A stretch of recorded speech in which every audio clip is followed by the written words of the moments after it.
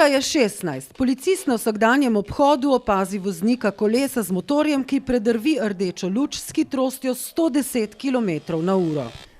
To ni šlo za polnoletno osebo, večinoma iz pregleda problematike tovrstnih kršiteljev zaznavamo, da so kršitelji večinoma mladoletniki. Gre za velik problem mladih motoristov, ki predelajo kolo z motorjem tako, da povečajo hitrost kolesa na vrtoglave višine.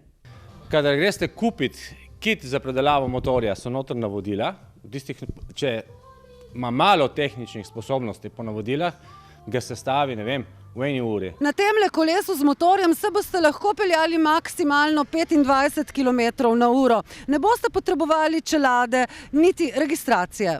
Se pravi, vse, kar ne gre na tehnični pregled, teče, kakor teče. Če povečajo dvakratno hitrost, se ta zavore tega ne zdržijo, sama konstrukcija kolesa z motorjem, bomo rekli, lahko tudi taka, da ne zdrži teh obremenitev.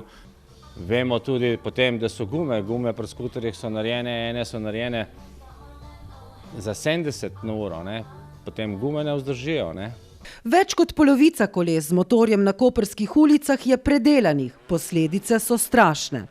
Obravnavamo na žalost dosti enoslednih vozil, katerih so potniki in vozniki največkrat huje telesno poškodovani ali na žalost tudi smrtnimi žrtvami. Pa se ti ne zdi, da je to malo nevarno? Ne, zakaj bi pa bilo? Zanimivo, po drugi strani ni prav, vsak dan je nekaj novega, tako da me ne preseneča. Se ti ne zdi nevarno?